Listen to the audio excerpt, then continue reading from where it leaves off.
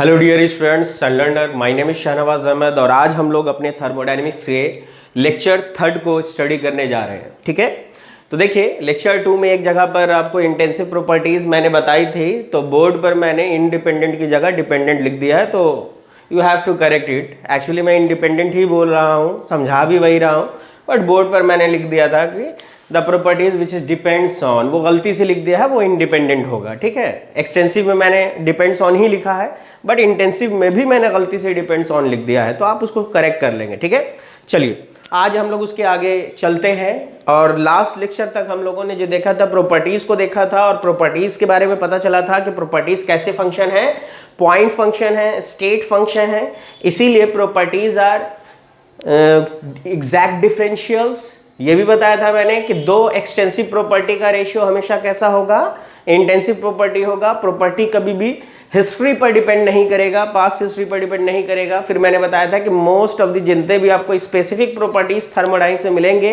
वो सारी की सारी प्रॉपर्टीज कैसी प्रॉपर्टीज होंगी, इंटेंसिव प्रॉपर्टीज होंगी। फिर मैंने सिखाया था आपको कि चेंज इन स्टेट करोगे तो क्या मिलेगा, प्रोसेस मिलेगा। यानी किसी भी एक पॉइंट से किसी दूसरे पॉइंट पर तुम जा रहे हो, या किसी एक स्टेट से किसी दूसरे स्टेट पर जा रहे हो, और ये कैसे पता चलेगा कि स्टेट चेंज हुआ है, उन दोनों ही स्टेट में से देखो कोई भी एक भी प्रॉपर्टी चेंज कर गई, कोई भी प्रॉपर्टी मतलब टेम्परेचर, प्रेशर, वॉल्यूम, डेंसिटी, मास, कुछ भी बदला तो स्टेट चेंज हो जाएगा।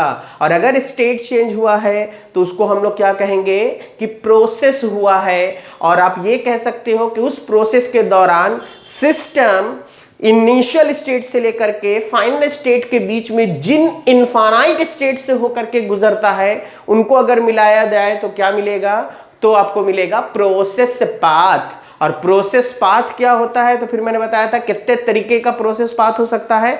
तो थर्मोडायनेमिक्स में हम लोगों के पास 5 प्रोसेस पाथ है। ठीक है, जिसको आप ऐसे भी कहते हो, उनको प्रोसेस के नाम से ही कहते हो ना, आइसोकोरिक प्रोसेस, आइसोबैरिक प्रोसेस। तो आज हम लोग स्टडी करेंगे different types of thermodynamic process. ठीक है, जिसमें सबसे पहला प्रोसेस हम लोग लेते हैं जिसका नाम है कांस्टेंट वॉल्यूम प्रोसेस, या फिर इसी प्रोसेस को हम लोग आइसोकोरिक प्रोसेस भी कहते हैं, या फिर इसी प्रोसेस को हम लोग आइसोमेट्रिक प्रोसेस भी कहते हैं। इनमें से कुछ भी कहा जाए, मतलब आपको एक ऐसे प्रोसेस की बात करनी है जिस प्रोसेस में through out the initial and final state volume remains the constant. ठीक है, तो ये है। तो अब इसको समझने का क्या मतलब है, देखो हम ये नहीं बताएंगे कि डेफिनेशन ये होता है कि सर इनिशियल से फाइनल स्टेट के दौरान जितने भी पॉइंट हैं, हर पॉइंट पर वॉल्यूम उसका क्या रहना चाहिए, सेम रहना चाहिए, कांस्टेंट रहना चाहिए, तो वो प्रोसेस कौन सा प्रोसेस है, आइसोकोरिक प्रोसेस है। ये डिफिनेशन है, ये सबको पता होता है। लेकिन अगर कोई बोले कि आप एक ऐसा प्रोसेस करके दिखाओ जो कैसा प्रोसेस हो, आइसोकोरिक प्रोसेस हो, तो उसके लिए आप क्या कहोगे, बहुत सिंपल है कि सर हमने क्या किया, सबसे पहली चीज वॉल्यूम कांस्टेंट करना है, तो पहले ही समझ जाओ कि वॉल्यूम कांस्टेंट तभी होगा जब सिस्टम कैसा होगा, यहां पर हम लोग क्लोज्ड रखेंगे, क्योंकि अगर सिस्टम ओपन रखेंगे तो वॉल्यूम को कांस्टेंट नहीं कर सकते हो, कंट्रोल कर सकते हो। ठीक है, यहां पर वॉल्यूम को फिक्स करना है। तो हमने क्या किया, एक पिस्टन सिलेंडर अरेंजमेंट लिया। देखिए इसके अंदर कोई गैस है, और इस गैस को हम क्या करना चाहते हैं, हीट अप करना चाहते हैं। ठीक है, और मैंने क्या किया, तो ये मेरा गैस जो है यही मेरा सिस्टम हो गया, क्योंकि इसी पर मेरा फोकस है, इसको हीट अप करना है। तो मैंने क्या किया, यहां पर बाहर में एक क्या लगा दिया, स्टॉपर लगा दिया। ठीक है, अब आप देखिए इसका मतलब क्या था, सपोज दैट हमने माना कि इनिशियल जो फेज था, इनिशियली गैस कैसा था, टी आई पर था, प्रेशर पी आई था, डेंसिटी रो आई था, वॉल्यूम v था। ठीक है। अब आप इसको हीटअप करना शुरू करोगे। देखिए हीटअप करोगे, गैस के अंदर का आप कहाँ पहुंचोगे, फाइनल स्टेट पर पहुंचोगे। फाइनल स्टेट में टेम्परेचर बढ़ जाएगा क्योंकि हीट कर रहे हो, इनिशियल से टेम्परेचर बढ़ेगा, प्रेशर भी इंक्रीज करेगा, टेम्परेचर बढ़ेगा तो आपको गैस का मॉलिक्यूलर रैंडमनेस क्या होगा, बढ़ेगा, इसलिए प्रेशर भी बढ़ जाएगा। ठीक है, डेंसिटी भी क्या हो जाएगी, इंक्रीज हो जाएगी फिलहाल के लिए, क्योंकि आपको वो क्या है, कंटेनर जो है आपको क्लोज है इसलिए। ठीक है, डेंसिटी वही रहेगा क्योंकि मास बाई वॉल्यूम तो फिक्स ही रहेगा, डेंसिटी को रहने दो, वॉल्यूम की बात करते हैं, वॉल्यूम है। और जो नया वॉल्यूम बनेगा, यानी कि देखिए कितना भी हीट अप कर दो, ये वॉल्यूम जो रहेगा ये हमेशा क्या रहेगा, फिक्स, क्योंकि हमने इसके ऊपर क्या लगा दिया है, स्टॉपर लगा दिया है। तो क्या पता चला कि देखिए अगर हम लोग कांस्टेंट वॉल्यूम प्रोसेस करना चाहते हैं तो हम लोगों को कंटेनर कैसा चाहिए, पहली चीज क्लोज्ड चाहिए, और दूसरी चीज उनके सारे के सारे जो बाउंड्रीज हैं वो कैसे होना चाहिए, रिजिड। इसीलिए अगर क्वेश्चन में लिखा हो कि a closed rigid container, then you have to understand that the process should be constant volume process। वो क्वेश्चन में लिखेगा नहीं कि यहां पर जो प्रोसेस हो रहा है वो कैसा प्रोसेस है, तो कांस्टेंट वॉल्यूम प्रोसेस है या आइसोकोरिक है या आइसोबारिक है। वो सिर्फ इतना कहेगा कि एक रिजिड क्लोज्ड कंटेनर है।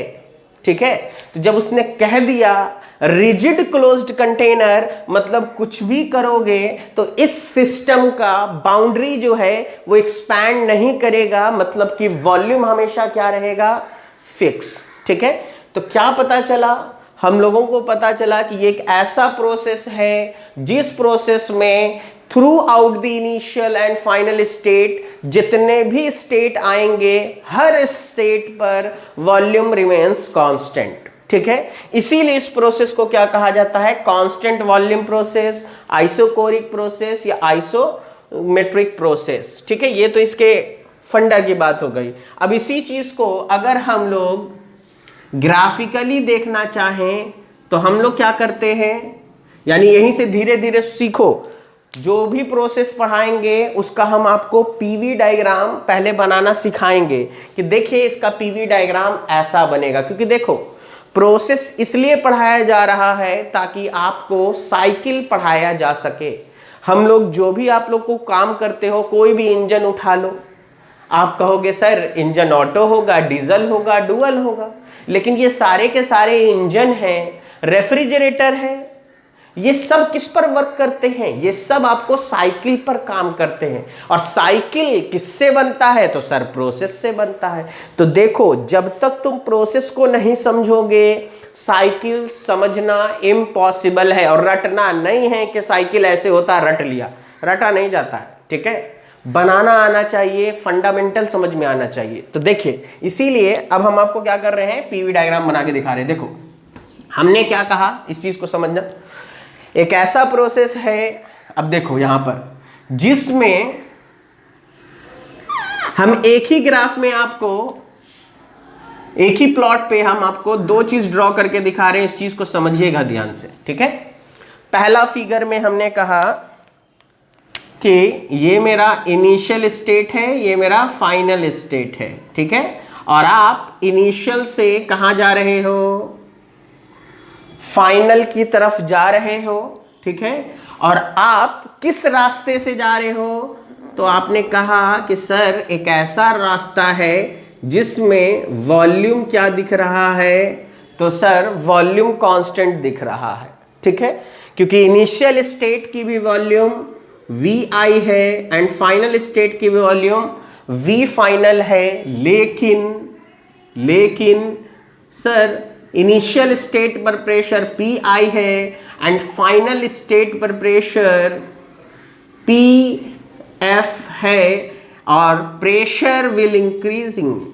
ठीक है, तो पहले डायग्राम में क्या समझ में आया, इस वाले में पता चला कि ये एक आइसोकोरिक प्रोसेस है। लेकिन कैसा प्रोसेस है, तो पता ये चला कि सर ये कैसा प्रोसेस है, तो हीट एडिशन का प्रोसेस है, क्योंकि देखो अगर हम हीट ऐड कर रहे हैं तो प्रेशर बढ़ेगा, टेम्परेचर बढ़ेगा। और फिलहाल के लिए देखो अभी हम पीवी डायग्राम इसलिए बता रहे हैं क्योंकि इसको आप सिंपली आसानी से क्या कर सकते हैं, समझ सकते हैं। टीएस डायग्राम अभी इसलिए नहीं बता रहे हैं क्योंकि हम इसका आपको स्लोप ड्रॉ करना सिखाएंगे टीएस का, तब इसको ड्रॉ करेंगे। फिलहाल पीवी बहुत आसानी से समझ सकते हो, इसलिए इसको हम क्या कर रहे हैं, समझा रहे हैं। तो इनिशियल स्टेट, फाइनल स्टेट, और इनिशियल स्टेट से फाइनल स्टेट पर जा रहे हैं हम लोग, जिसमें प्रेशर इंक्रीज होता हुआ दिख रहा है। तो वो प्रोसेस कैसा प्रोसेस होगा, वो प्रोसेस होगा constant volume heat addition process. Constant volume तो रास्ता है, लेकिन उसमें काम कौन सा कर रहे हैं, तो हीट एडिशन का। तो आप ये कह सकते हो कि सर इसी प्रोसेस को हम लोग ऐसे लिख सकते हैं कि सर देखो, इसीलिए मैंने यहां पर हीट इसमें ऐड होते हुए दिखाया, ठीक है। यानी कि ये प्रोसेस कैसा प्रोसेस है, constant volume heat addition process. First वाला डायग्राम उसका है, ठीक है। इस बार हमने क्या किया, इस बार हमने इनिशियल स्टेट जो है इसको ऊपर दिखाया, फाइनल स्टेट जो है इसको नीचे दिखाया।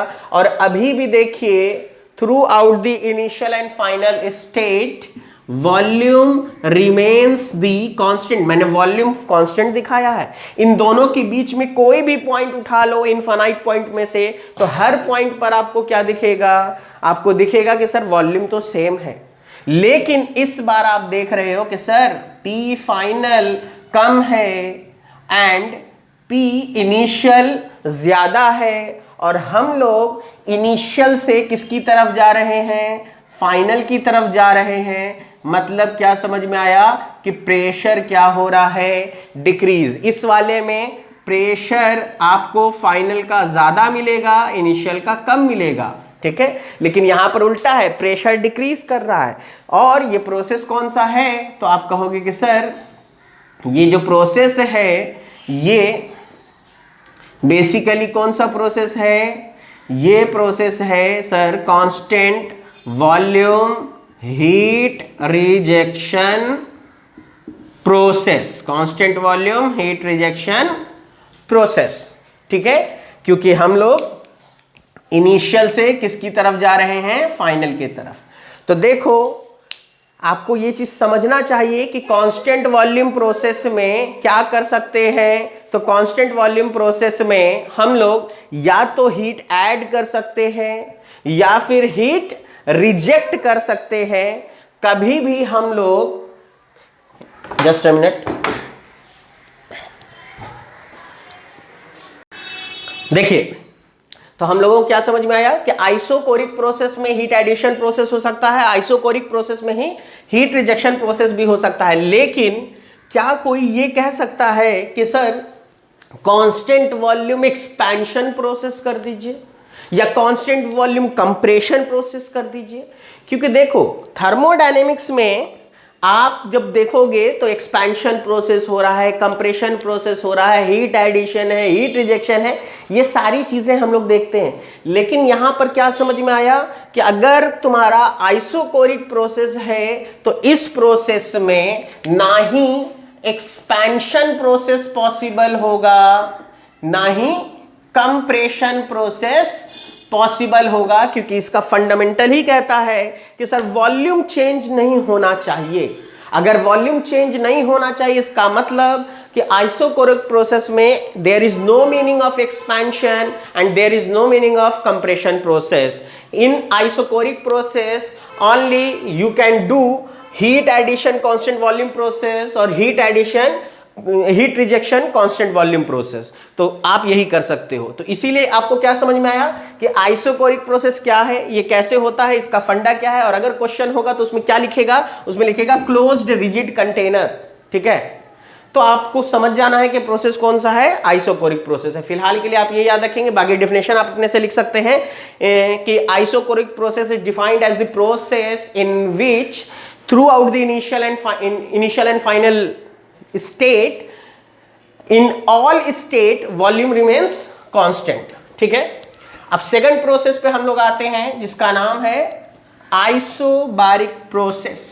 ठीक है, तो पहला प्रोसेस हमने सीखा कि आइसोकोरिक प्रोसेस क्या होता है। दूसरा प्रोसेस अब हम लोग सीखेंगे आइसोबैरिक प्रोसेस, और आइसोबैरिक प्रोसेस का दूसरा नाम क्या है, कांस्टेंट प्रेशर प्रोसेस। और कांस्टेंट प्रेशर प्रोसेस के अलावा इसको एक और नाम से जानते हैं, वो है आइसोपिस्टिक प्रोसेस। ठीक है, तो इन तीनों में से कुछ भी लिखा जाए आपको समझ जाना है कि वो आइसोबैरिक प्रोसेस है। तो second process is isobaric process, या आप ये कहिए कांस्टेंट प्रेशर प्रोसेस, या फिर आप कहिए आइसोपिस्टिक प्रोसेस। सबका मतलब एक ही होता है। अब इसका फंडामेंटल क्या है, डेफिनेशन अगर बोला जाए तो वही होगा कि through out the initial and final state जितने भी पॉइंट आएंगे उन सब पर आपको प्रेशर उस प्रोसेस के दौरान क्या रहना चाहिए, कांस्टेंट रहना चाहिए। लेकिन इसका मतलब क्या हुआ, फिजिकली इसको कैसे समझेंगे, तो देखो इस चीज को बहुत ध्यान से समझना, क्योंकि हम आपको इसका प्रैक्टिकल रियलाइजेशन सिखा रहे हैं। और जिस बच्चे को ये समझ में आ गया प्रैक्टिकल रियलाइजेशन, उससे सारा काम हो जाएगा। अब देखो ध्यान से, मैंने इस बार भी क्या किया, वही पिस्टन सिलेंडर लिया जो इससे पहले थोड़ा देर था, उसमें हमने स्टॉपर लगा दिया था। यहां पर अभी हम स्टॉपर नहीं लगा रहे हैं।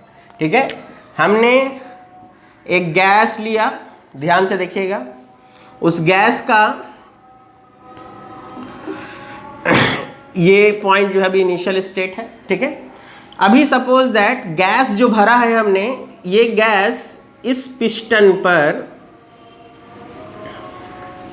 Suppose that 1 kg pressure exert कर रहा है, और हमने क्या किया, सपोज दैट इस पिस्टन के ऊपर एक वेट रख रखा है जो कितना है, 5 kg का है। तो मान के चलो कि ऊपर से जो प्रेशर लग रहा है वो 5 kg प्रेशर लग रहा है, और गैस उसके ऊपर कितना प्रेशर लगा रहा है, 1 kg।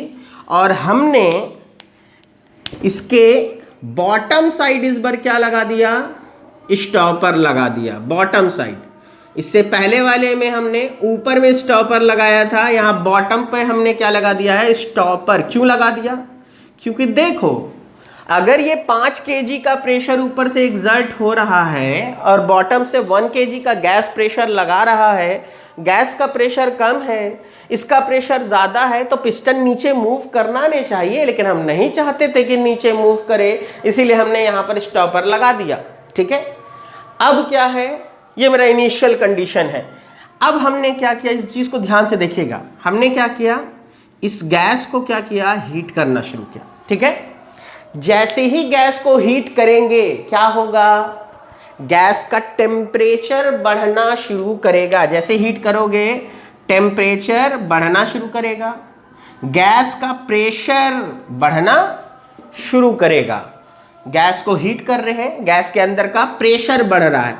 अभी हमने माना प्रेशर बढ़ा, बढ़ के 2 kg हो गया, बढ़ के 4 kg हो गया, बढ़ के 5 kg हो गया। अब ध्यान से देखो, जैसे ही अंदर का प्रेशर गैस का 5 kg हो जाएगा, मतलब अब आप उस कंडीशन को अचीव कर चुके हो कि ये 5 kg और ये 5 kg दोनों आपस में क्या हो गया है, बराबर हो गया है। दैट इज कि आप अभी इक्विलिब्रियम पर पहुंच चुके हो। तो अब ध्यान से देखो, अंदर से भी प्रेशर कितना लगने लग गया, 5 kg का लगने लग गया, ये भी। लेकिन अभी भी तुम हीट कर रहे हो, क्या होगा, अंदर का प्रेशर सपोज दैट जैसे ही 5.1 kg होगा, अंदर का प्रेशर ज्यादा हो गया, बाहर का प्रेशर कम हो गया, और आपका दिमाग क्या कहता है, क्या होना चाहिए, तो कहोगे ना सर स्टॉपर तो अंदर साइड है, बाहर साइड थोड़े है, यानी कि अंदर का प्रेशर अंदर से पुश ज्यादा है, बाहर से कम है, मतलब सर पिस्टन यहां से क्या करेगा, मूव कर जाएगा ऊपर की तरफ। पिस्टन क्या करेगा, मूव करेगा, और सपोज दैट यहां पहुंच गया। तो ये जो पिस्टन मूव किया है वो सिर्फ और सिर्फ कितने फालतू प्रेशर से? तो आप कहोगे सर 0.1 kg जो फालतू प्रेशर हुआ था इसके कारण पिस्टन मूव करके यहां पहुंचेगा और अंदर का प्रेशर फिर से कितना हो जाएगा? 5 kg। होगा कि नहीं होगा? तुमने कहा सर अभी और गर्म कर रहे हैं, करो, पता चला फिर गर्म कर रहे हो। प्रेशर जैसे जैसे बढ़ रहा है 5 kg से, और जितना प्रेशर 5 kg से बढ़ रहा है उसकी वजह से पिस्टन लगातार क्या करते जाएगा?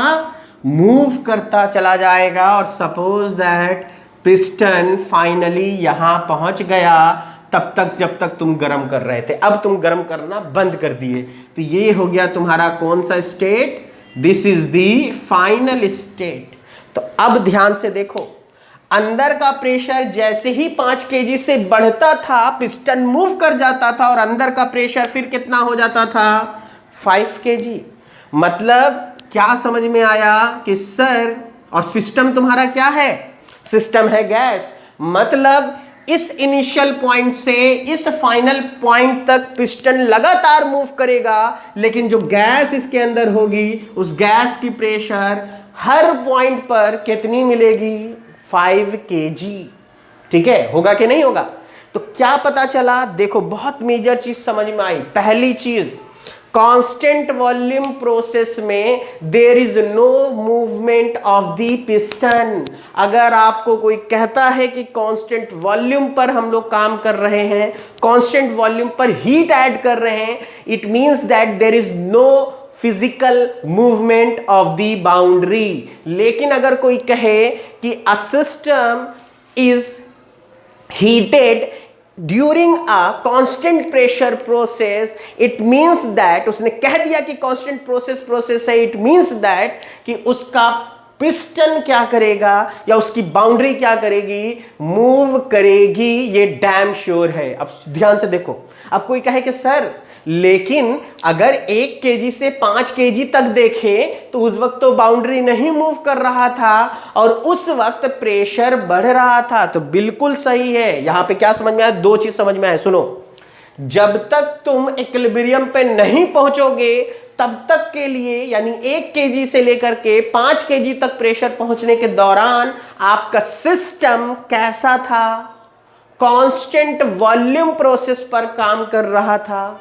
लेकिन जैसे ही तुम्हारा गैस का प्रेशर 5 kg पहुंच गया, उसके बाद पिस्टन का क्या शुरू हुआ? मूवमेंट शुरू हुआ। और इसलिए वो प्रोसेस अब क्या हो गया? तो आइसोबारिक प्रोसेस हो गया। तो क्या पता चला? अगर कोई कहे कि आइसोबारिक प्रोसेस बनाइए तो आप पहले ही जान जाओ, इनिशियली तुमको वो कंटेनर कैसा दिखेगा? कांस्टेंट वॉल्यूम पर दिखेगा जब तक कि तुम इक्विलिब्रियम पर नहीं पहुंचोगे। लेकिन जैसे ही इक्विलिब्रियम पर पहुंचोगे या मूवमेंट ऑफ द पिस्टन या बाउंड्री शुरू होगा तो समझ जाना कि अब तुम किस पर पहुंच गए हो? आइसोबैरिक प्रोसेस पर पहुंच गए। और इसका फिजिकल और बिल्कुल प्रैक्टिकल एग्जांपल हम आपके घर के किचन से देते हैं। आपने अपने घर में एक प्रेशर कुकर देखा होगा। प्रेशर कुकर में आपने कुछ भी फ्लूइड डाला, बंद कर दिया, हीट करना शुरू किया। क्या आप, और देखो स्टॉपर लगा देते हो ना, ठीक है? क्या आपने, और देखो इनिशियली अगर तुम पीछे जो प्रेशर कुकर है उसका लॉक नहीं करोगे तो ढक्कन गिर जाएगा, क्योंकि ढक्कन का प्रेशर, जिसके उस प्रेशर कुकर का जो लिड है उसका वेट ज्यादा होता है, अंदर से प्रेशर कम है, तो इसलिए उसको लॉक करते हैं ताकि वो नीचे ना जाए। जैसे ही तुम हीट करते हो उसके अंदर, प्रेशर कुकर के अंदर तुम्हारे सिस्टम का प्रेशर बढ़ना शुरू होता है। क्या तुम जैसे ही हीट करते हो तुरंत विसिल आ जाता है, सीटी आने लग जाती है कुकर में? कहोगे नहीं सर, पहले गर्म करते हैं और धीरे धीरे उसके अंदर प्रेशर बढ़ता है, और बढ़ते बढ़ते एक ऐसा टाइम पहुंचता है कि उस प्रेशर की वैल्यू और उस प्रेशर कुकर के ऊपर एक जो सीटी रखा होता है, दैट इज वो डेड वेट है। देखोगे ना, एक छोटा सा डेड वेट लगा होता है, तो डेड वेट का वेट और वो प्रेशर बराबर होता है। और जैसे ही फिर अंदर का प्रेशर उस डेड वेट के प्रेशर के फालतू होता है, वो क्या करता है? उस डेड वेट को ऊपर कर जाता है, और जितना प्रेशर अंदर में फालतू होता है वही प्रेशर क्या होता है? उस विसिल की जगह क्या होता है? रिलीज होता है, और आपको दिखता है कि सर सीटी आ रहा है कुकर में, अंदर से स्टीम बाहर आने लग गया, तो क्या पूरा स्टीम बाहर आ जाता है? तब तक ही स्टीम बाहर आता है जब तक कि अंदर का प्रेशर जितना फालतू होगा वही बाहर निकलेगा। तो ये प्रैक्टिकल एग्जांपल है। तो देखो ये सारी चीजें क्यों बता रहे हैं, बेसिकली इंटरव्यू के पॉइंट ऑफ व्यू से आपको बता दें, ये बहुत अच्छा क्वेश्चन है। ठीक है, कैसे? आपको अगर आपने पढ़ा होगा कॉलेज में थर्मोडायनेमिक्स, तो आपको टीचर लोग पढ़ाते हैं डुअल साइकिल। ठीक है, सुना होगा ना, auto diesel dual cycle IC engine में। उसमें कहा जाता है कि हम लोगों को एक ऐसा इंजन बनाना है जिसका नाम है डुअल साइकिल, और डुअल साइकिल जो होता है वो एक ऐसा साइकिल होता है जिसमें इंजन के अंदर जो हीट एडिशन की जाती है वो दो प्रोसेस में की जाती है, हीट एडिशन 1, हीट एडिशन 2, दो बार किया जाता है, एक बार वॉल्यूम कांस्टेंट करके और एक बार प्रेशर कांस्टेंट करके।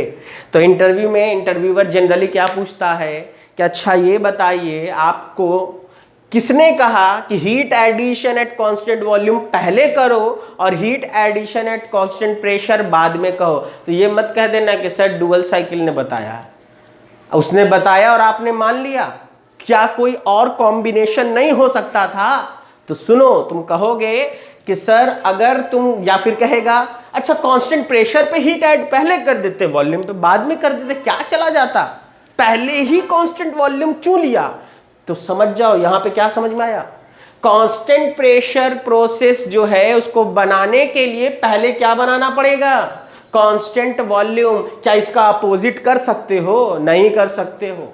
एक बार जब पिस्टन मूव हो गया और तुम कहो कि अचानक से, देखो ध्यान से देखो यहां पे 2 से 3, वॉल्यूम कांस्टेंट का मतलब यानी V2 बराबर V3 का मतलब कि तुमने यहां पर हीट देना शुरू किया और प्रेशर बढ़ के 2 से कहां पहुंच गया? प्रेशर पहुंच गया 3 पर, और पिस्टन का मूवमेंट 0 है, इसीलिए देखिए यहां पर वॉल्यूम कांस्टेंट है, यही है ना वॉल्यूम।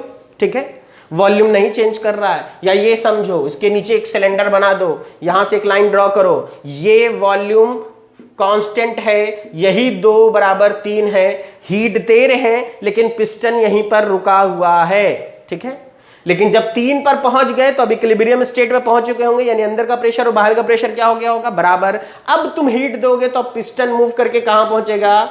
4 पे, और तुमने कहा कि सर पिस्टन यहां से यहां मूव करके चला आया 4 पर। ठीक है, तो पता क्या चला कि आपको कांस्टेंट वॉल्यूम प्रोसेस पहले किया और प्रेशर बाद में किया। कोई कहे इसका उल्टा बना दो।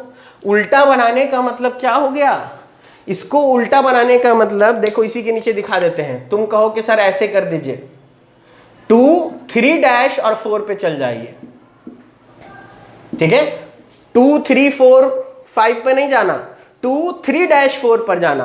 तो आप कहेंगे सर ठीक है, अगर हमने 2 पर हीट ऐड करना शुरू किया, 3 पर पहुंचे, पिस्टन मूव करके 3 पर आ गया। जब एक बार पिस्टन मूव कर गया है, 3 डैश पर पहुंच गए, तो अचानक से तुम हीट दे रहे हो लेकिन पिस्टन मूव नहीं कर रहा। ये कैसी बात होती है? पॉसिबल है? आपने देखो, पिस्टन है, इंसान नहीं है।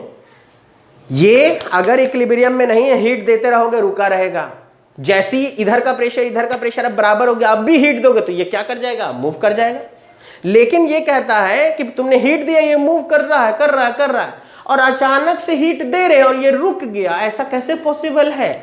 फिजिकली पॉसिबल है, और रुकने का मतलब है कि तुमने रोका है जानबूझ करके, क्योंकि इक्विलिब्रियम से ज्यादा पर था। तो क्या समझ में आया? देखो, जब भी इंटरव्यूअर पूछेगा कि ये बताइए, देखो 2 इसका आंसर होता है, एक बुकिश लैंग्वेज और एक आपका जो अच्छा आंसर होता है।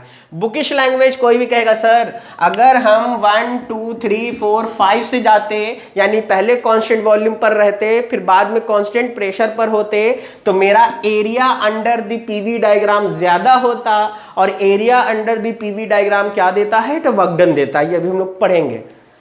दूसरे में कहते हैं कि सर लेकिन अगर हम पहले कांस्टेंट प्रेशर पर चल जाते, बाद में कांस्टेंट वॉल्यूम पर आते, तो 1, 2, 3 डैश 4, 5 पर जाते, और आपको ये वाला एरिया लेना पड़ता, डेट इज के बीच में 2, 3, 4, 3 डैश, ये एरिया जो है उससे कम होता, तो इसमें एरिया कम आता, इसलिए वर्क डन कम मिलता। लेकिन ये आंसर आपका प्योरली थ्योरेटिकल आंसर है, बुकिश लैंग्वेज है।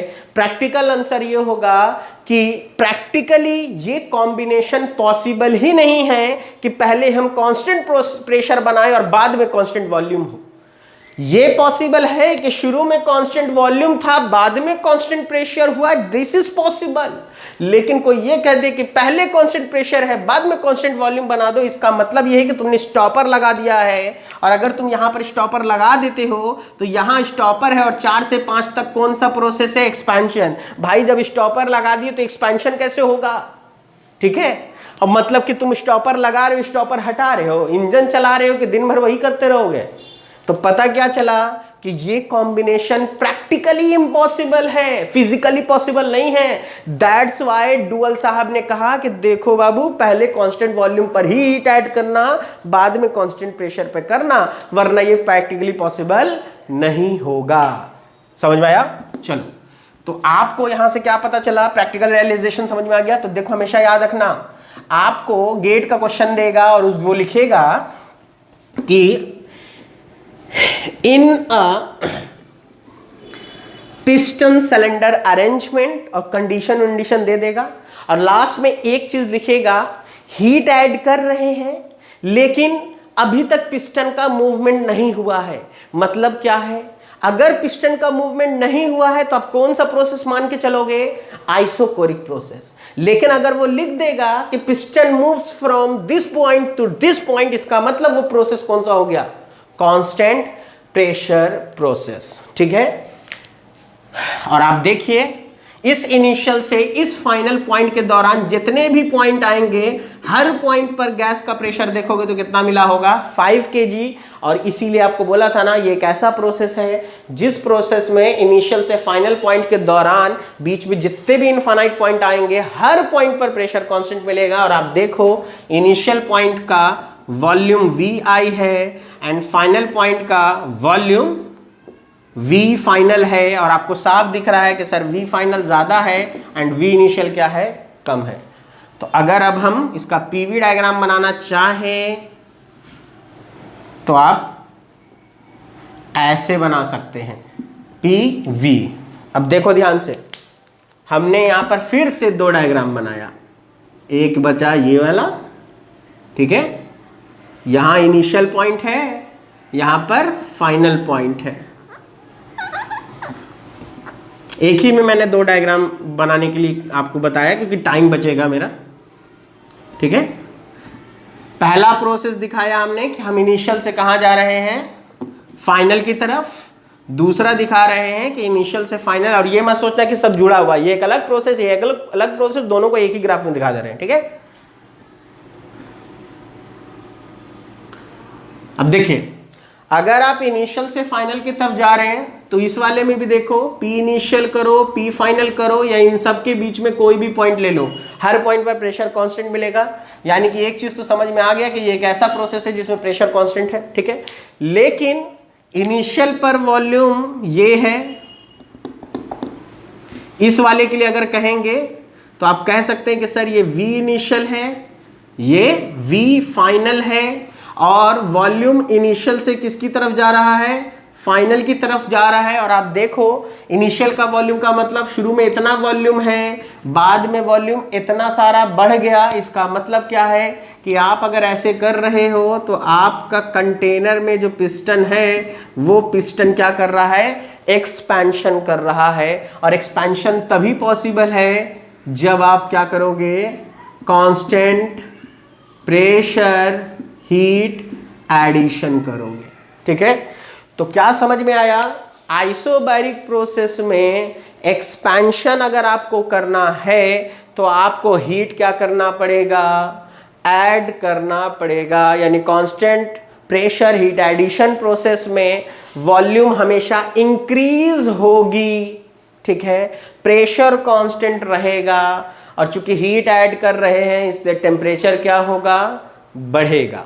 ठीक है, लेकिन यही इसका अपोजिट कर दें, इनिशियल से किसकी तरफ आने लग गए? फाइनल की तरफ। अब आप देखिए ध्यान से, this is the initial volume, this is the final volume. Final volume कम है, इनिशियल वॉल्यूम ज्यादा है, मतलब इस बार इनिशियल ज्यादा है, फाइनल कम है। इसका मतलब कि इसमें जो प्रोसेस होगा वो क्या होगा, कंप्रेशन। एंड कंप्रेशन का मतलब है कि इस बार हीट दे नहीं रहे हैं, हीट क्या हो रहा है, रिजेक्ट हो रहा है। मतलब ये जो प्रोसेस, ये जो डायग्राम है ये किसका है, ये डायग्राम है constant pressure heat rejection process का। ठीक है, तो आपको कांस्टेंट वॉल्यूम के लिए कोई ग्राफ बनाना हो हीट एडिशन या हीट रिजेक्शन का, या फिर कांस्टेंट प्रेशर के लिए हीट एडिशन हीट रिजेक्शन के लिए आपको ड्रॉ करना हो, तो रटने की जरूरत नहीं है, सिंपली आप ऐसे बना सकते हैं। और आपको यहाँ पे भी कहना है कि सर यहाँ पे भी तो pressure through out the initial and final क्या रहेगा, कांस्टेंट रहेगा। तो आइसोबैरिक प्रोसेस ये है, इसको दिख लिया। इसका टीएस डायग्राम हम लोग तब पढ़ेंगे जब इनका ग्राफ का स्लोप निकालना सीख जाएंगे। ठीक है, तो टीएस डायग्राम हम आपको आगे सिखाएंगे, फिलहाल के लिए पीवी डायग्राम सीखिए, जो आसानी से बना सकते हैं उसको हम बता दे रहे हैं। ठीक है, बाद में जब स्लोप सीखेंगे तो बाकी सबको हम लोग देखेंगे। तीसरा प्रोसेस है इसके बाद आइसोथर्मल प्रोसेस। ठीक है,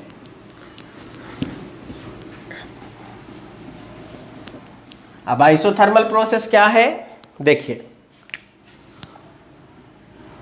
आइसोथर्मल प्रोसेस, या फिर इसी को आप क्या कह सकते हो, कांस्टेंट टेम्परेचर प्रोसेस।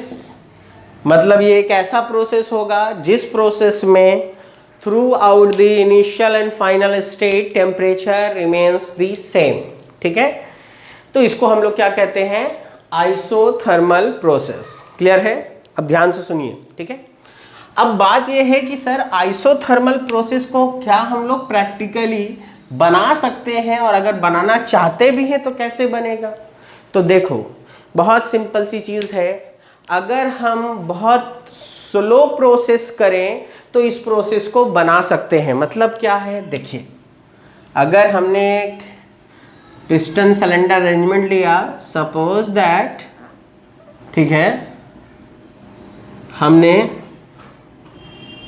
इस पिस्टन को यहां तक पहुंचा दिया, दैट इज कि इसको हमने कंप्रेस किया। ठीक है, ठीक है, लेकिन कैसे किया है, वेरी वेरी स्लोली, बहुत धीरे धीरे। ठीक है, this is the initial point, this is the final point. मतलब ये है, कोई आपको कहे कि देखो इसके अंदर गैस था, ठीक है, इसके अंदर इनिशियल पॉइंट ये था, फाइनल पॉइंट ये, इनिशियल की बात कर रहे हैं, इसके अंदर गैस भरा हुआ था। गैस जो था सपोज दैट मान लिया हमने कि 35 डिग्री सेल्सियस पर था। ठीक है, और आपने कहा कि सर उसको ना कंप्रेस करना शुरू करते हैं, धीरे धीरे क्या करते हैं, कंप्रेस करना शुरू करते हैं। और इतना स्लो, कहने का मतलब ये है 1 घंटे में हम 1 mm पिस्टन को घसका दें। ठीक है, तो देखो क्या होगा, बहुत धीरे धीरे धीरे धीरे धीरे धीरे पिस्टन घसकेगा, तो जो मॉलिक्यूल इसके बगल में होगा वो अपने बगल वाले के साथ उसका कोलिजन नहीं बढ़ेगा, एडजस्ट कर जाएगा। अगर तुम किसी चीज को तेजी में मूव कराते हो तो इसके जो करीब वाला मॉलिक्यूल होगा उसको एक पुश मिलेगा, काइनेटिक एनर्जी मिलेगा, वो अपने बगल वाले से टकराएगा, वो अपने बगल वाले से टकराएगा, और पूरे सिस्टम के अंदर के गैस का क्या होगा, मॉलिक्यूलर रैंडमनेस बढ़ेगा, और रैंडमनेस बढ़ेगा तो रूट मीन स्क्वायर वेलोसिटी बढ़ेगी, और हम लोग जानते हैं वो टेम्परेचर के डायरेक्टली प्रोपोर्शनल होता है, तो टेम्परेचर बढ़ जाएगा। लेकिन अगर आपने बहुत धीरे धीरे पुश किया है, इतना धीरे कि 1 घंटे में 1 mm घसा कराया, तुमको देखोगे तो लगेगा सर वही तो है, लेकिन वो बहुत धीरे धीरे क्या हो रहा है, मूव कर रहा है। अगर तुम ऐसा करोगे तो इसके अंदर का टेम्परेचर इंक्रीज नहीं होगा। तो पहली चीज क्या पता चली कि isothermal process is a very very slow process. पहली चीज, ये बहुत स्लो प्रोसेस होगा, पहली चीज। दूसरी चीज, और इसको तुम ऐसे भी प्रैक्टिकली फील कर सकते हो, ये फील करने के लिए बता रहे हैं, कोई ऐसा ये नहीं, अपना एग्जांपल है, जैसे हवा में हाथ को ऐसे ऐसे तेजी तेजी मूव करो, ठीक है, एयर लगेगा तो एयर का टेम्परेचर या उसका ठंडक आपको महसूस होगा, ठीक है, लेकिन तुम हाथ को ऐसे धीरे धीरे मूव कर रहे हो, ठीक है, बहुत स्लो मूव करोगे। क्या हाथ पर एयर के टेम्परेचर का कुछ फर्क पता चल रहा है? नहीं। तो क्या समझ में आया कि अगर स्लो प्रोसेस करोगे तो आइसोथर्मल प्रोसेस बन जाएगा, लेकिन सवाल उठता है क्या ये प्रैक्टिकली पॉसिबल है? तो सुन लीजिए कि हम लिख देते हैं, it is impossible to make isothermal process practically तुम आइसोथर्मल प्रोसेस को बना नहीं सकते हो, मैन मेड के हिसाब से नहीं बना सकते हो। लेकिन हाँ, क्या ये प्रोसेस नेचर में एग्जिस्ट नहीं करता है? तो बिल्कुल करता है। और आप कह सकते हो कि नेचुरली आइसोथर्मल प्रोसेस होता है। और वो कौन सा प्रोसेस है? तो इसका सबसे अच्छा एग्जांपल है फेज चेंज प्रोसेस। ये जो फेज चेंज प्रोसेस है, ये एक ऐसा प्रोसेस है जिस प्रोसेस में आपको सारी चीजें बदलती हैं लेकिन टेम्परेचर कांस्टेंट रहता है। 0 डिग्री सेल्सियस पर आइस है और 0 डिग्री सेल्सियस पर वाटर है। आइस की डेंसिटी, वाटर की डेंसिटी दोनों डिफरेंट होती है, दोनों का डेंसिटी अलग होता है, दोनों का वॉल्यूम अलग होता है। तो क्या पता चला कि सर हाँ, प्रोसेस तो हुआ है फेज चेंज का, और किस प्रोसेस पर हुआ है? तो सर आइसोथर्मल प्रोसेस है। तो आप ये कह सकते हो कि sir phase change is the practical example of isothermal process. और चूंकि ये प्रोसेस बहुत स्लो है, जो कि प्रैक्टिकली फिजिबल नहीं है। कैसे नहीं फिजिबल है? देखो बता रहे हैं एक चीज, इसको बहुत अच्छे से समझना, ठीक है? तुम इसको बहुत स्लोली मूव करना चाहते हो, ठीक है? इसको ऐसे समझो, चलो बोर्ड पे बता देते हैं डायग्राम बना के। हमने क्या किया, यहाँ पे रखा, बहुत स्लोली कंप्रेस करो या बहुत स्लोली एक्सपैंड करो, वो प्रोसेस कौन सा प्रोसेस होगा? आइसोथर्मल। आपने क्या कहा कि सर इसको मूव कराते हैं बहुत स्लो। तो भाई इन दोनों के बीच में आपको एक तो फ्रिक्शन होगा, ठीक है? और वो कौन सा फ्रिक्शन होगा? स्टैटिक फ्रिक्शन होगा, ठीक है? और आपको पता है कि स्टैटिक फ्रिक्शन जो होता है वो डायनेमिक फ्रिक्शन से क्या होता है? ज्यादा होता है। तो आप अगर बहुत धीरे से थोड़ा सा फोर्स लगाओगे, बहुत कम, इतना कम कि तुम्हारा 1 घंटे में 1 mm मूव हो, तो भाई उन सारे फोर्सेस को कौन बैलेंस कर देगा? स्टैटिक फ्रिक्शन, इसका मूवमेंट होगा ही नहीं। धीरे धीरे हम लोगों का इसके अंदर का प्रेशर बढ़ना शुरू होगा, और बढ़ते बढ़ते बढ़ते बढ़ते इस जैसे क्या होता है, हम लोगों को क्या लगता है कि कुकर की सीटी देखे हो ना, क्या वो जरा सा प्रेशर बढ़ता है तुरंत उठ जाता है? नहीं, पहले अंदर का प्रेशर सफिशिएंटली बढ़ता है और एक बार में तेजी में पिस्टन ऊपर होगा, यानी कि वो डेड वेट ऊपर होगा, सारा प्रेशर रिलीज हो जाता है। मतलब ये है कि प्रैक्टिकली वो फास्ट होगा, थ्योरेटिकली हम लोग स्लो स्लो सोच रहे हैं। तो अंदर का प्रेशर बढ़ता जाएगा बढ़ता जाएगा बढ़ता जाएगा और एक बार में बहुत तेजी में यहां पहुंचेगा। तो देखो प्रैक्टिकली आइसोथर्मल प्रोसेस को बना पाना इम्पॉसिबल है। लेकिन हाँ, जब भी कोई पूछे कि आइसोथर्मल प्रोसेस कैसा प्रोसेस होता है, तो आप हमेशा यही कहेंगे कि सर ये एक स्लो प्रोसेस है, ठीक है? और इस प्रोसेस में हम लोगों को सब कुछ होगा, यानी कि या तो एक्सपेंशन होगा या कंप्रेशन होगा, लेकिन टेम्परेचर क्या रहेगा? कांस्टेंट रहेगा। क्लियर है? तो ये एक ऐसा प्रोसेस होगा जिसमें हम लोग, और दूसरी चीज इसका प्रैक्टिकल एग्जांपल कौन सा है? तो फेज चेंज है। और अगर इसको हम लोग डायग्रामेटिकली देखना चाहें तो इसको टीएस पर देखते हैं, क्योंकि टेम्परेचर एक्सिस है, आसानी से पता चल जाएगा। तो आप कहोगे कि सर अगर हम आई से एफ पर जा रहे हैं इनिशियल से फाइनल, तो देखिए टेम्परेचर तो सेम ही है, T initial and T final, लेकिन इंट्रोपी जो है वो बढ़ गई है। और इंट्रोपी बढ़ने का मतलब ये है कि हम लोग हीट ऐड कर रहे हैं, डैट इज की इस तरीके का अगर आप डायग्राम बनाते हो तो ये आप कह सकते हो कि सर ये diagram isothermal heat addition process का है। और आइसोथर्मली हीट एडिशन करेंगे तो मेरा क्या होगा? एक्सपेंशन होगा पिस्टन में, ठीक है? लेकिन अगर वही हम लोग फाइनल पॉइंट पर थे, सॉरी इनिशियल पॉइंट पर थे, और इस बार फाइनल यहाँ पर है, डेट इज कि हम लोग क्या कर रहे हैं? पीछे की तरफ आ रहे हैं, डेट इज कि यहाँ पर कंप्रेशन हो रहा है और यहाँ पर हीट क्या हो रहा है? हीट रिजेक्शन कैसे हो रहा है? आइसोथर्मली।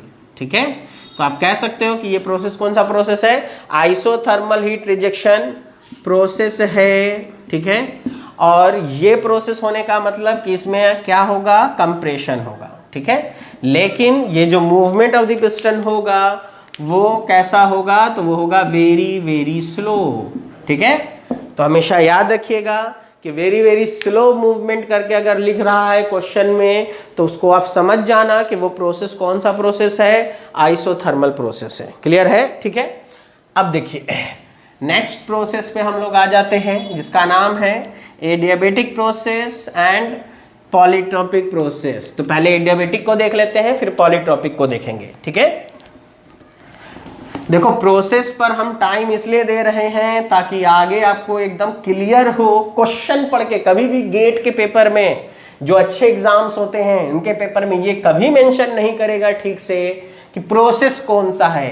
प्रोसेस पहचानना पड़ेगा क्वेश्चन को पढ़ के, और उस क्वेश्चन में एकदम क्लियरली हिंट दिया होगा और वो कॉन्सेप्चुअल हिंट होगा ताकि आप क्वेश्चन पढ़ो तो समझ में आ जाए कि क्या चीज है। ठीक है, नेक्स्ट हो गया आपका 4th नंबर एडियाबेटिक प्रोसेस। अब एडियाबेटिक प्रोसेस का क्या मतलब है? देखो बहुत सिंपल है। सबसे पहली चीज, ये एक ऐसा प्रोसेस है जो किसके अंदर आपको परफॉर्म करना है? एडियाबेटिक कंटेनर के अंदर, या फिर आप कहिए कि परफेक्टली इंसुलेटेड कंटेनर होगा।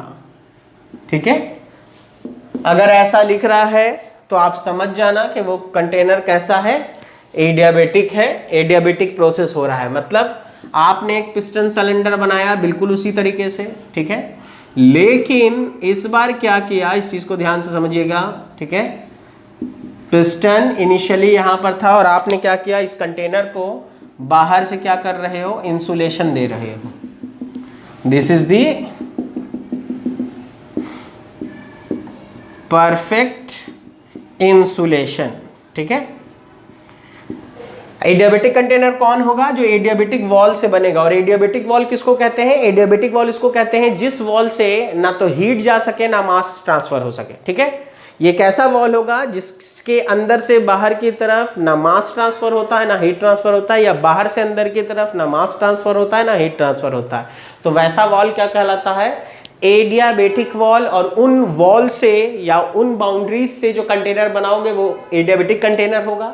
और उस कंटेनर के अंदर कोई भी प्रोसेस करोगे तो वो कौन सा प्रोसेस होगा? एडियाबेटिक प्रोसेस होगा। क्लियर है?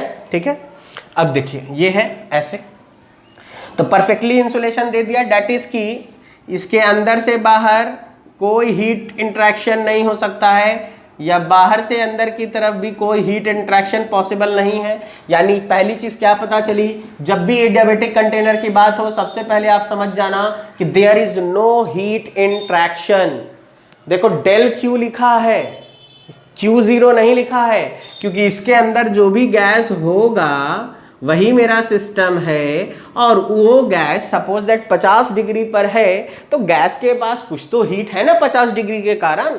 तो वो गैस क्या खुद का है, वो हीट ना तो चेंज करेगी, ना बढ़ेगी, ना घटेगी, क्योंकि ये डेल्टा क्यू क्या है? 0। बाहर से अंदर की तरफ कोई हीट नहीं जा सकता, अंदर से बाहर की तरफ कोई हीट या मास ट्रांसफर नहीं हो सकता। ठीक है, तो हमने परफेक्टली इंसुलेट कर दिया सबको। ठीक है, तो जो मेरा कंटेनर बना वो कंटेनर कैसा है? ये कंटेनर है एडियाबेटिक कंटेनर। ठीक है, और ये एडियाबेटिक कंटेनर किससे बना है? तो एडियाबेटिक वॉल से बना है। तो अब इसके अंदर गैस जो है उसके पास जो भी एनर्जी है या जो भी प्रेशर है, सपोज दैट हमने गैस को बहुत हाई प्रेशर का गैस को यहाँ पर भर दिया, पिस्टन को लॉक किया, और जैसे ही इसको छोड़ेंगे पिस्टन क्या करेगा? मूव करेगा, और मूव करके यहाँ पहुंच गया। ठीक है, क्योंकि बाहर में एटमॉस्फेरिक प्रेशर था और अंदर का प्रेशर हमने ज्यादा रखा था गैस का। जैसे ही छोड़ेंगे पिस्टन क्या करेगा? एक्सपैंड करेगा, और जब एक्सपैंड करके यहां पहुंचा पिस्टन, तो भी यानी कि अंदर की जो भी एनर्जी फालतू थी वो पिस्टन को एक्सपैंड करने में यूज हो जाएगा। ठीक है, तो ये इनिशियल पॉइंट था, ये फाइनल पॉइंट था। तो अगर ऐसा प्रोसेस कर कर रहे हो आप, तो वो कौन सा प्रोसेस है, वो प्रोसेस कैसा प्रोसेस होगा, एडियाबेटिक प्रोसेस होगा। ठीक है, यानी कि परफेक्टली इंसुलेटेड कंटेनर के अंदर आप कोई भी एक्सपेंशन या कंप्रेशन प्रोसेस करते हो तो वो प्रोसेस कौन सा प्रोसेस कहलाएगा, वो प्रोसेस कहलाएगा एडियाबेटिक एक्सपेंशन प्रोसेस और एडियाबेटिक कंप्रेशन प्रोसेस। क्योंकि एडियाबेटिक प्रोसेस में there is no heat interaction, that is it is impossible to say that heat addition adiabatic process. Heat addition हो सकता है, नहीं हो सकता है, रिजेक्शन नहीं हो सकता है। मतलब एडियाबेटिक प्रोसेस में ना ही हीट एडिशन की बात होगी, ना ही हीट रिजेक्शन की बात होगी। और जब भी क्वेश्चन में हो एडियाबेटिक कंटेनर है, डेल्टा क्यू सीधे क्या कर देना, 0। एडियाबेटिक नहीं लिखेगा तो क्या लिखेगा, परफेक्टली इंसुलेटेड कंटेनर है, डेल्टा क्यू हमेशा क्या कर देना, 0 कर देना। तो ये एक ऐसा प्रोसेस हो गया जिस प्रोसेस में आपको क्या है कि कंटेनर जो है वो परफेक्टली इंसुलेटेड है। तो इसमें आप या तो एक्सपैंड कर सकते हो या कंप्रेस कर सकते हो। कंप्रेस कैसे कर सकते हो, सिंपल, हमने क्या किया, परफेक्टली इंसुलेटेड कंटेनर लिया, कंटेनर में पिस्टन यहां पर था, ये भी परफेक्टली इंसुलेटेड है और अंदर में गैस है और बाहर से हमने जो प्रेशर है अप्लाई करना शुरू किया। पिस्टन मूव करेगा, मूव करके पिस्टन यहां चला आया, पिस्टन यहां चला आया, तो ये कौन सा प्रोसेस हुआ है, कंप्रेस हुआ है, कंप्रेशन हुआ है। लेकिन चूंकि परफेक्टली इंसुलेटेड है तो यहां से हीट इंटरेक्शन 0, यहां से भी कोई भी हीट इंटरेक्शन, या तो यानी कि हीट ना तो बाहर जाएगा ना अंदर जाएगा, ये 0 रहेगा। तो ये एडियाबेटिक कंप्रेशन प्रोसेस होगा, जबकि ये वाला एडियाबेटिक एक्सपेंशन प्रोसेस होगा। बहुत सिंपल है। ठीक है, तो अब आप ध्यान से देखो इसको क्यों पढ़ाया जा रहा है, क्योंकि देखो अगर हमने हीट का ना तो इन हो रहा है ना बाहर जा रहा है, इसका मतलब क्या है कि अगर हीट लॉस 0 कर दिया तो गैस के पास जो भी एनर्जी होगी वो एनर्जी पूरी की पूरी कहाँ वेस्ट होगी, सिर्फ कंटेनर के पिस्टन को एक्सपैंड करने में। यानी कि आप एनर्जी का वेस्टेज कर ही नहीं रहे हो, तो तुम्हारा जो एक्सपेंशन होगा वो और प्रोसेसेस के कंपैरिजन में ज्यादा होगा। ठीक है, इससे क्या पता चला कि आपको ये जो एडियाबेटिक प्रोसेस है ये मोस्ट इफिशिएंट प्रोसेस है। तो यहीं पर लिख लेंगे कि ये कैसा प्रोसेस है, मोस्ट इफिशिएंट प्रोसेस है, क्योंकि आपको इसमें there is no heat loss, कोई हीट लॉस नहीं कर रहा है। लेकिन हाँ, यहां पर सिर्फ एक ही जगह लॉस हो रहा है, क्योंकि देखो लॉस 2 ही तरीके का होगा इसमें, एक हीट का बाहर जाने के कारण, दूसरा पिस्टन जब यहां से यहां मूव करेगा तो पिस्टन का और कंटेनर के बीच में क्या होगा, फ्रिक्शन। फ्रिक्शन में भी तो एनर्जी लॉस होगी। फिलहाल हमने क्या माना है, हमने इसको खत्म कर दिया तो मेरा पहला लॉस खत्म हो गया, और दूसरा लॉस कौन सा है, फ्रिक्शन। अगर हम फ्रिक्शन को खत्म कर दें तो मेरा लॉस क्या हो जाएगा, बिल्कुल ही खत्म हो जाएगा। इसलिए हम लोगों को अगर कोई बहुत अच्छा प्रोसेस बनाना होगा तो हम उसको एडियाबेटिक बनाएंगे। और कैसा बनाएंगे, फ्रिक्शन लेस। तो फ्रिक्शन देखो 0 तो नहीं कर सकते, मिनिमाइज कर सकते हैं। इसीलिए आपने देखा होगा इंजन सिलेंडर अगर देखा होगा तो आपको देखेंगे उसका स्मूथनेस बहुत ज़्यादा होता है, और उसमें लुब्रिकेशन वगैरह का इस्तेमाल करते हैं ताकि फ्रिक्शन क्या हो जाए, मिनिमाइज हो जाए। ठीक है, खैर अभी और आगे जाओगे तो और मजा आएगा। ठीक है, तो पहली चीज क्या समझ में आए कि मोस्ट इफिशिएंट प्रोसेस है। दूसरी चीज एडियाबेटिक प्रोसेस जो है, अगर इसकी एनर्जी कहीं नहीं जा रही है तो वो एनर्जी जब पिस्टन को एक्सपैंड करेगा या कंप्रेस करेगा तो ये कैसा प्रोसेस होगा, फास्ट प्रोसेस। पहले ही समझ जाओ कि adiabatic is a fast process. तो अब यहां पर आप क्या लिख सकते हो, अगर इसका डायग्राम बनाना चाहो तो इस बार भी आप टीएस डायग्राम बनाओ। फिलहाल मेरे को पता है कि अगर हम परफेक्टली रिवर्सिबल एडियाबेटिक लें तो एंट्रोपी कांस्टेंट रहता है, तो हम लोग ऐसे करके दिखा सकते हैं। ठीक है, आगे जाएंगे तो पता चलेगा कि एंट्रोपी कांस्टेंट क्यों होगी। फिलहाल अभी हम ऐसे बना दे रहे हैं, इनिशियल से फाइनल पे गए।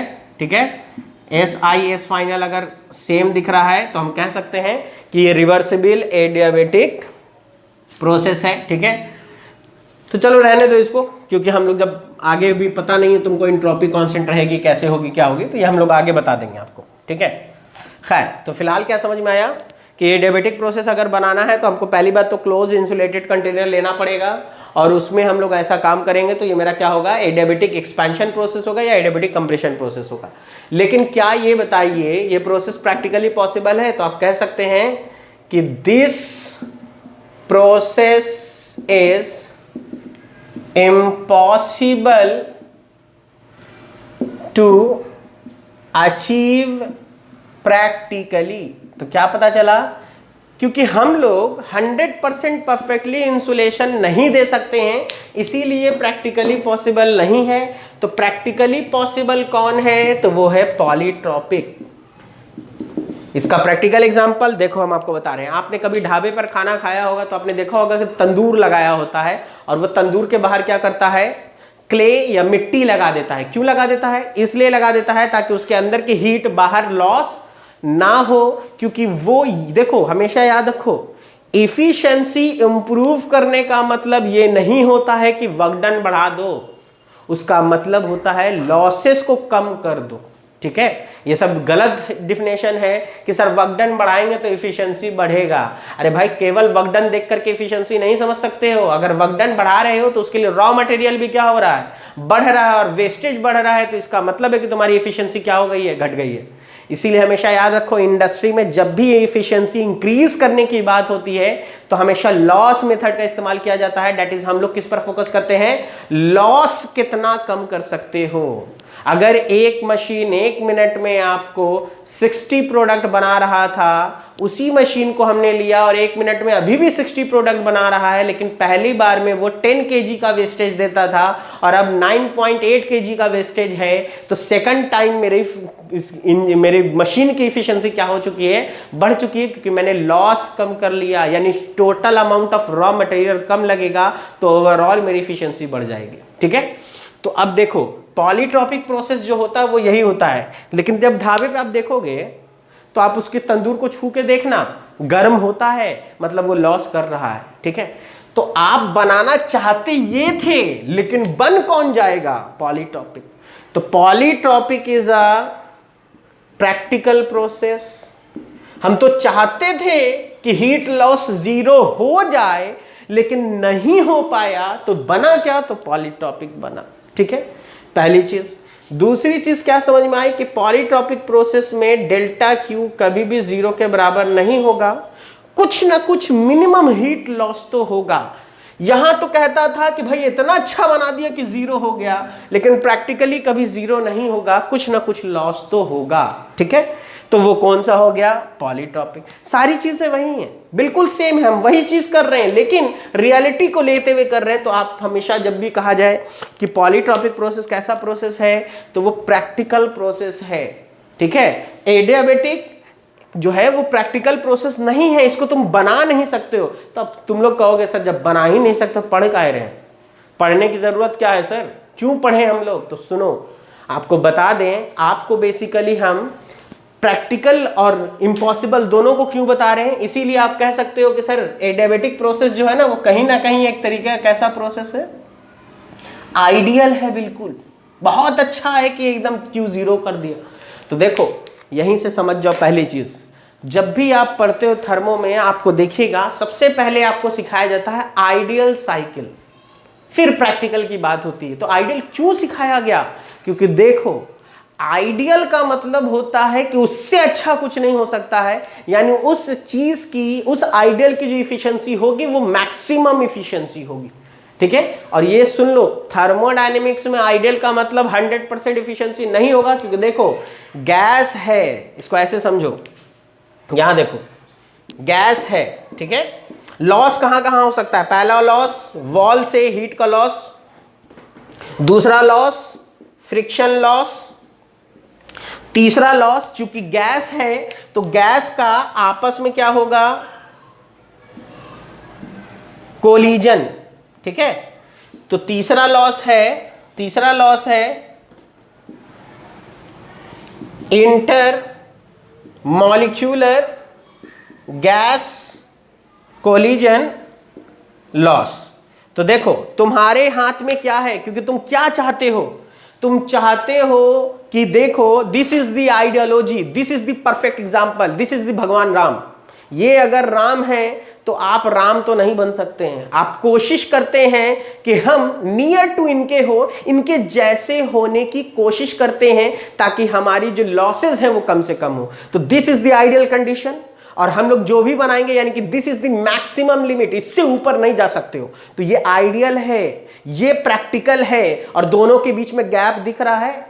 मतलब क्या समझ में आया? अगर कोई तुमको इसीलिए बता दें, जब भी कोई प्रोजेक्ट किया जाता है किसी भी आईआईटीज में चल जाओ तो हमेशा टीचर कहता है चलिए ठीक है आपने साइकिल बनाई, ये बनाया, आपने जो प्रोजेक्ट बनाया उस साइकिल की एफिशिएंसी दिखाइए, एक बार आइडियल का निकालिए, एक बार प्रैक्टिकल का निकालिए। अगर प्रैक्टिकल की एफिशिएंसी आइडियल की एफिशिएंसी ज्यादा से आ गया, ऐसे फाड़ेगा और फेंक देगा, कहेगा क्यों? क्योंकि ये पॉसिबल कैसे है कि तुम भाई आइडियल से अच्छे हो गए। Ideal is the maximum limit, this is the maximum efficiency, तुम इससे ऊपर कैसे जा सकते हो? तो तुम्हारी एफिशिएंसी हमेशा इससे क्या होगी? कम होगी। अब फिर टीचर देखेगा कितना कम है, तो जितना ज्यादा गैप होगा आइडियल और प्रैक्टिकल में, मतलब आपके पास अपने सिस्टम की एफिशिएंसी को इंप्रूव करने का इतना रेंज है। तो इसीलिए जब भी जो बंदे R&D में वर्क करते हैं, रिसर्च एंड डेवलपमेंट में, वो उनको कैसे पता होता है कि हम कितना एफिशिएंसी इंक्रीज कर सकते हैं? ये नहीं बोल देंगे कि सर 100% कर देंगे एफिशिएंसी। लॉजिकल बात होगा तो हम लोग कहेंगे सर आइडियोलॉजी ये कहता है कि मैक्सिमम हम लोग 80% एफिशिएंसी अचीव कर सकते हैं। अभी हमारा सिस्टम 72% एफिशिएंसी पर काम कर रहा है, that is we have 8% of improvement chance. हम लोगों के पास चांस है कि हम 8% का इंप्रूवमेंट कर सकते हैं। तो याद रखो, जब भी कोई इंटरव्यू पूछे कि आइडियल सिस्टम क्यों पढ़ते हैं, तो उसका पहला जवाब होगा सर प्रैक्टिकल को कंपैरिजन करने के लिए। इसीलिए देखो पहले तुमको आइडियल सिखाया जा रहा है, आइडियल जान जाओ, आइडियल सीख जाओ, फिर प्रैक्टिकल लेके आएंगे और फिर कहेंगे अच्छा इनमें गैप इतना ज्यादा है, मतलब मेरा सिस्टम अच्छा नहीं है, अभी और करीब ले जाओ। किसके? आइडियल के। लेकिन आइडियल के ना तो बराबर होगे ना आइडियल के ऊपर होगे, ठीक है? क्योंकि अगर आइडियल के बराबर कर दिया तो तुम आइडियल ही बना रहे हो, प्रैक्टिकल नहीं है, पॉसिबल ही नहीं है। इसीलिए एडियाबेटिक क्यों पढ़ा रहे हैं, और इसीलिए जितनी साइकिल जितनी आपने पढ़ा होगा नोट पढ़ लो, ठीक है? सारा एक्सपेंशन कंप्रेशन में एडियाबेटिक ही क्यों लिया? कोई कह सकता था ना सर एक्सपेंशन ही तो करना है, कोई और प्रोसेस ले लेते, आइसोथर्मल ले रहे हैं, कभी एडियाबेटिक क्यों ले रहे हैं? तो रीजन यही है। तो जब भी कोई पूछे कि क्यों हम लोग आइडियल सिस्टम पढ़ते हैं, तो उसका जवाब होगा सर प्रैक्टिकल को कंपेयर करने के लिए, और इसको कंपेयर करने से हमको पता चलेगा कि हमारे पास इंप्रूवमेंट का स्कोप कितना है और उसी पे काम होता है, ठीक है? तो आपको क्या समझ में आया? पांचों प्रोसेस समझ में आया। इनका जो ग्राफ है जब हम टीएस डायग्राम पढ़ाएंगे तब ड्रॉ करना सिखाएंगे, वहां ज्यादा बेहतर समझ में आएगा। देखो P constant pressure, constant volume, constant temperature इसलिए बना दिया, वो डायरेक्टली दिखता है, ठीक है? इनको आपको समझाएंगे पहले फिर बनाएंगे। तो देखो हमने इन 5 प्रोसेस के लिए बहुत ज्यादा टाइम लगाया है। क्यों लगाया है इस चीज को आप ध्यान से समझिए, ठीक है? अब इसके बाद एक छोटी सी चीज और है, उसको भी आप समझिए जल्दी से, क्योंकि दोनों को कंपेयर करना है। तो अब हम लोग बात करते हैं एक नेक्स्ट प्रोसेस की। देखो 5 प्रोसेस समझ में आ गया। अब जो नेक्स्ट प्रोसेस हम आपको बता रहे हैं वो on the basis of movement of process, यानी कि प्रोसेस आपका फास्ट है या स्लो है, उसके बेसिस पर भी 2 प्रोसेस बनाए गए हैं। एक का नाम है क्वासी-स्टैटिक प्रोसेस और दूसरे का नाम है नॉन क्वासी-स्टैटिक प्रोसेस, ठीक है? तो देखिए बहुत सिंपल है, हम लोग बात कर रहे हैं क्वासी-स्टैटिक प्रोसेस की। देखो सबसे पहली चीज सीख जाओ, क्वासी का मतलब होता है ऑलमोस्ट, स्टैटिक का मतलब होता है रेस्ट। तो क्या समझ में आया? मतलब ये है कि ये एक ऐसा प्रोसेस होगा जिस प्रोसेस को देखोगे तो क्या लगेगा कि वो प्रोसेस ऑलमोस्ट किसमें है? रेस्ट में है। इसका मतलब ये एक ऐसा प्रोसेस है जो कैसा प्रोसेस है? वेरी वेरी स्लो प्रोसेस, ठीक है? तो quasi-static process is a very very slow process. मतलब क्या है? देखो हमने क्या किया, देखो यहां पे हमने सपोज दैट इसके अंदर गैस है, ये एक पिस्टन है और इसके ऊपर हमने बहुत सारा 1 ग्राम का डेड वेट रख दिया है, 1-1 ग्राम का सपोज दैट, ठीक है? और अभी ये इक्विलिब्रियम स्टेट में है, मतलब ऊपर से जितना प्रेशर है गैस का भी उतना प्रेशर है, इसलिए पिस्टन अभी आपको रुका हुआ है। आपने क्या किया, यहां से 1 ग्राम वेट हटा दिया। जैसे ही 1 ग्राम वेट हटाओगे तो उसे 1 ग्राम वेट हटाने के कारण गैस के अंदर का प्रेशर 1 ग्राम से बढ़ेगा, और 1 ग्राम से प्रेशर बढ़ने के कारण ये जो पिस्टन है वो 0.1 mm खसक गया। पता चला? ठीक है, और इतना स्लो होगा कुछ नहीं पता चलेगा। तो धीरे धीरे हम लोग हटाते गए और पिस्टन बहुत स्लोली मूव करके थोड़ा मूव कर गया। आप देख रहे हो तो वो इतना स्लो मूव कर रहा है कि तुमको लग रहा है कि वो प्रोसेस कैसा है, एकदम रुका ही हुआ तो है, लेकिन वो स्लोली मूव कर रहा था। तो ऐसा प्रोसेस क्या कहलाता है, क्वासीस्टैटिक प्रोसेस कहलाता है। ठीक है, लेकिन क्या हम 1-1 ग्राम हटाएंगे मूव कर जाएगा? नहीं, 1-1 ग्राम हटाते जाओगे अंदर का प्रेशर बढ़ता जाएगा। बढ़ते बढ़ते क्या होगा, एक ऐसा टाइम आएगा कि अंदर का प्रेशर सफिशिएंटली इतना हो जाएगा कि इसकी स्टैटिक फ्रिक्शन से ओवरकम कर जाए और पिस्टन एक बार में तेजी से मूव कर जाएगा। तो पता ही क्या चला कि क्वासीस्टैटिक प्रोसेस जो है वो आइडियल प्रोसेस ही है, या फिर ये कहो कि ये प्रोसेस प्रैक्टिकली इम्पॉसिबल है, ये बना नहीं सकते हैं। ठीक है, तो अब अगर इसका हम ग्राफ बनाएं तो देखिए, आप यहां थे, यहां पहुंच गए। अब आप ध्यान से देखिएगा। ठीक है, this is the 1 point, this is the point 2। PV diagram बना रहे हैं, P1 P2 और 1 से आप 2 पर जा रहे हैं, बहुत स्लोली जा रहे हैं। तो देखो ऐसा प्रोसेस जो है वो कैसा प्रोसेस है, क्वासीस्टैटिक प्रोसेस है। और ये कैसे मूव कर रहा है, तो वेरी स्लोली मूव कर रहा है। लेकिन ध्यान से देखो, वॉल्यूम का चेंज बहुत ज़्यादा है, प्रेशर का चेंज बहुत कम है। तो अगर आप क्वासीस्टैटिक की बात करोगे तो with respect to pressure volume change जो होगा वो बहुत ज़्यादा होगा। ठीक है, लेकिन अगर आप नॉन क्वासीस्टैटिक की बात करोगे, मतलब यहां थे, यहां पहुंच गए, 1 से 2 पर पहुंच गए। ठीक है, और थोड़े थोड़े प्रेशर के चेंज के लिए पिस्टन मूव नहीं कर रहा है, एक बार में सफिशिएंटली क्या हुआ, प्रेशर 1 से 2 को ज़्यादा चेंज हुआ और एक बार में पिस्टन V1 से चेंज करके कहाँ पहुँच गया, V2 पर पहुँच गया। ठीक है, तो देखो ये जो प्रोसेस है इसको हम डॉटेड लाइन से बना रहे हैं, क्योंकि नॉन क्वासीस्टैटिक प्रोसेस इज ये जो है वेरी फास्ट होगा, और इसीलिए ये प्रोसेस कौन सा प्रोसेस होगा, this is the non quasistatic process.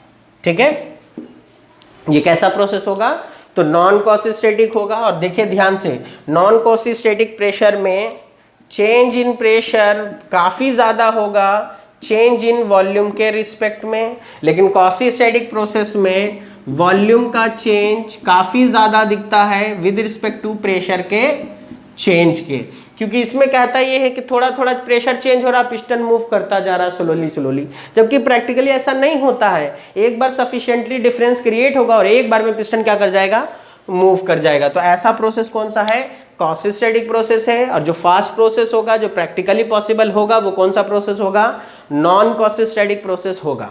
ठीक है, अब आप देखिए, तो यहीं से एक चीज क्या पता चला, अगर कोई पूछे कि ये बताइए कि क्या क्वासीस्टैटिक प्रोसेस आइसोथर्मल प्रोसेस हो सकता है, तो आप कहेंगे यस। तो नोट में एक चीज याद रखिएगा कि ये असर्शन रीजन का क्वेश्चन है कि क्वासीस्टैटिक प्रोसेस कैन बी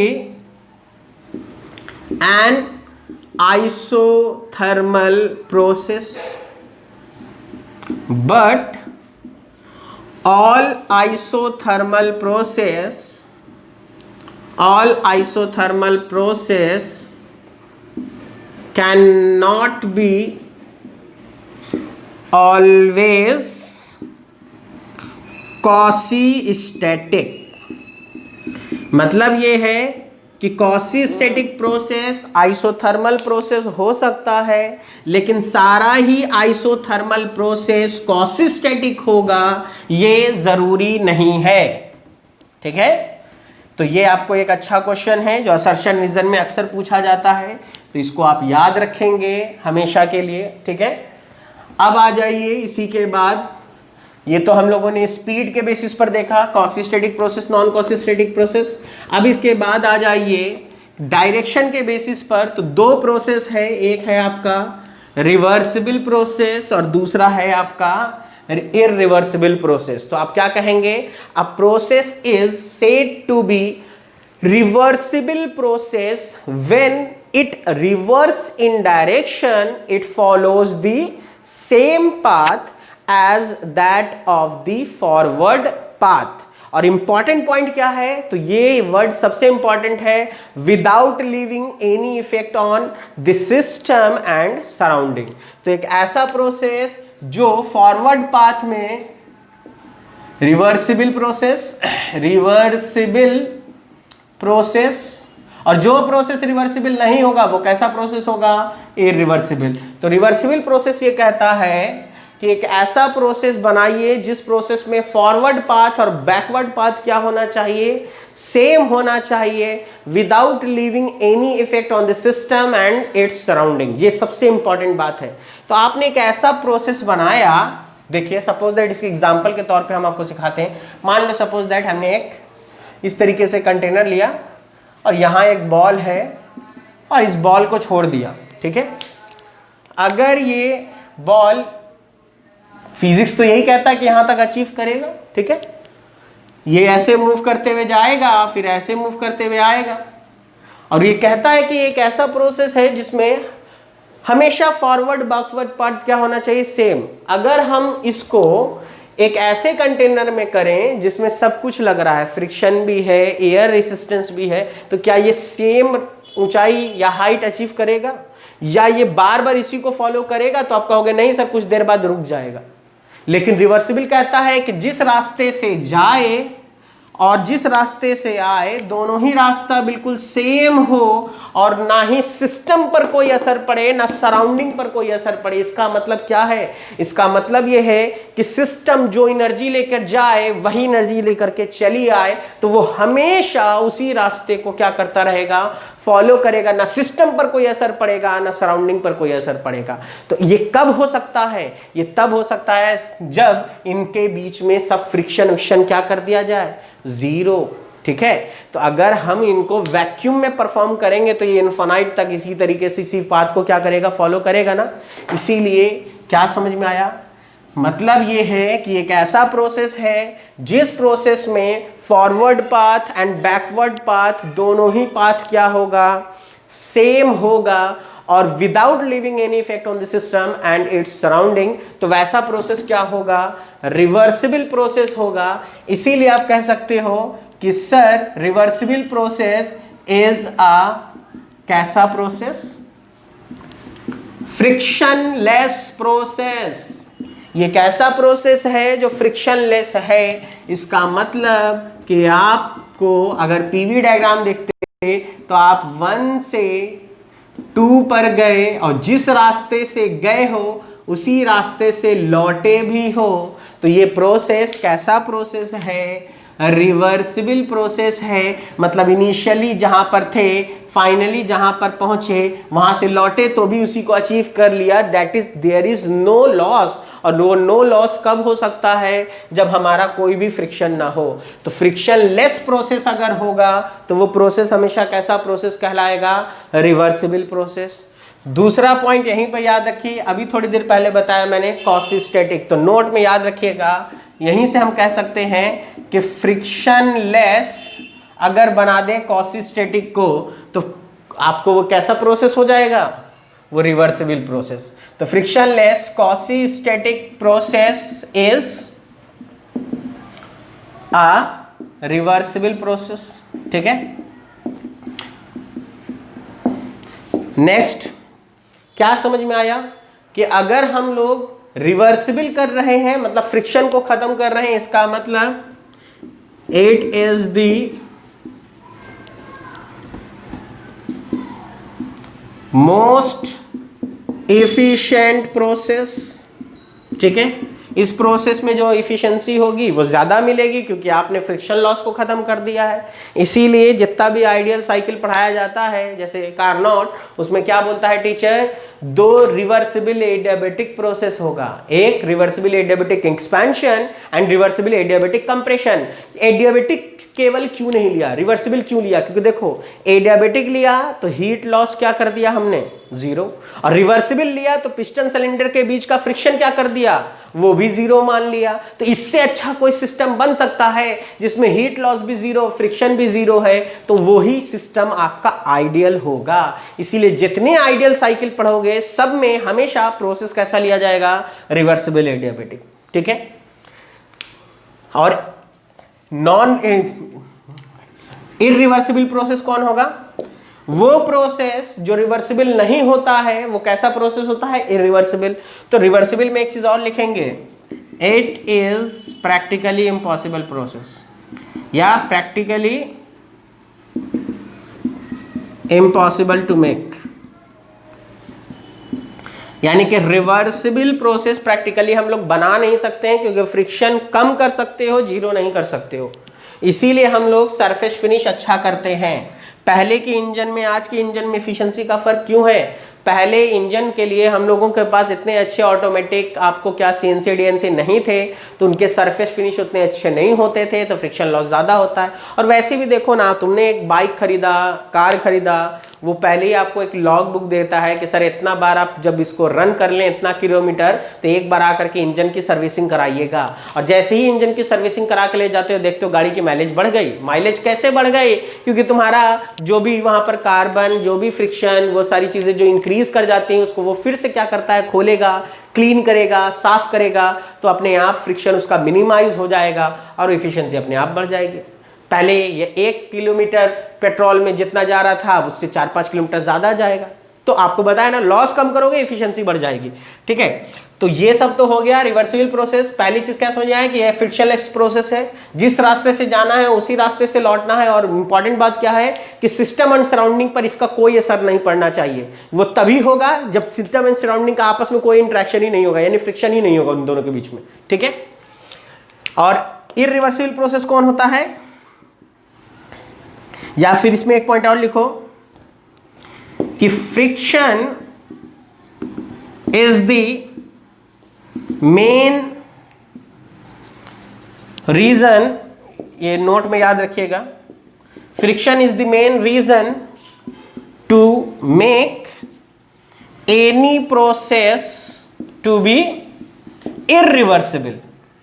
क्योंकि रिवर्सिबल के बारे में तो जान गए कि फ्रिक्शनलेस होगा, और अगर कोई प्रोसेस है और वो इरिवर्सिबल तुम कह रहे हो, तो यानी कि उस प्रोसेस में फ्रिक्शन का होना डैम श्योर है, और यही मेन कारण है इरिवर्सिबल प्रोसेस का, ठीक है। इसलिए आप लिख सकते हैं कि all practical processes are always irreversible process. All practical processes या process are always irreversible process, ठीक है। तो सिंपल सा डेफिनेशन है कि अगर forward and backward path same नहीं है और सिस्टम सराउंडिंग पर दोनों पर उसका इफेक्ट पड़ रहा है, तो वो प्रोसेस कैसा होगा, इरिवर्सिबल प्रोसेस होगा। And the friction is the main reason to make any process to be irreversible. और चूंकि फ्रिक्शन आ रहा है तो ये प्रैक्टिकली पॉसिबल प्रोसेस है। ये प्रैक्टिकली कैसा प्रोसेस है, इम्पॉसिबल प्रोसेस है, इसको हम लोग बना नहीं सकते हैं।